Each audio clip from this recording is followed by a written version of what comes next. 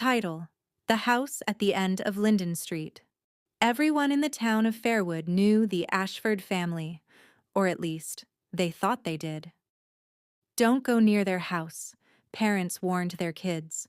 They're cursed, some whispered. Strange things happen there. Their house stood at the far end of Linden Street, shadowed by trees wrapped in ivy, and quiet. Always too quiet. There were 3 of them. Mr. Ashford, tall, gray-haired, always wearing black. Mrs. Ashford, pale, with a face so calm it felt unnatural. Ava, their teenage daughter, always reading by the window, never smiling.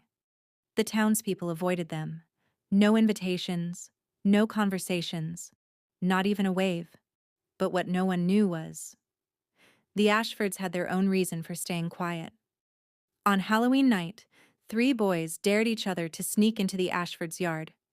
They wanted to prove the rumors wrong, but as they tiptoed through the gate, they heard a scream. Not a scary, ghostly scream. A real one. The boys ran. But one, Tommy, froze when he saw Eva crying through an open window. "Help," she whispered. "He's having another episode." Inside, Mr. Ashford was convulsing, eyes wide, gasping. Eva and Mrs. Ashford were trying to calm him. Tommy didn't run. He stepped in, called 911, and helped hold Mr. Ashford until help arrived.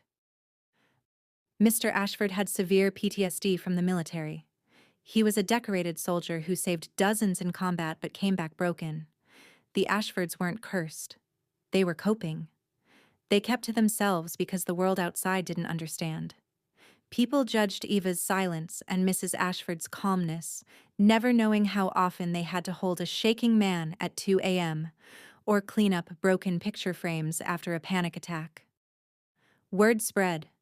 First, Tommy's parents apologized, then the neighbors came with food. The town therapist offered weekly support. A community group fixed their broken fence and cleaned their yard.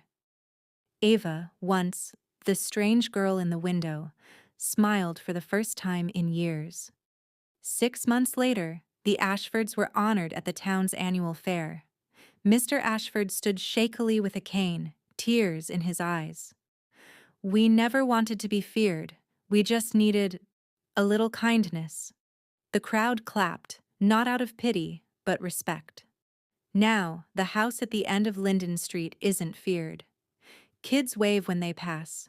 Ava tutors at the local school. Mrs. Ashford runs a quiet tea shop. And Mr. Ashford? He plants roses. Dozens of them. After many years, the family was happy again. Every family has a story. You just have to stop and listen. Like, subscribe, and hit the notification bell for more stories.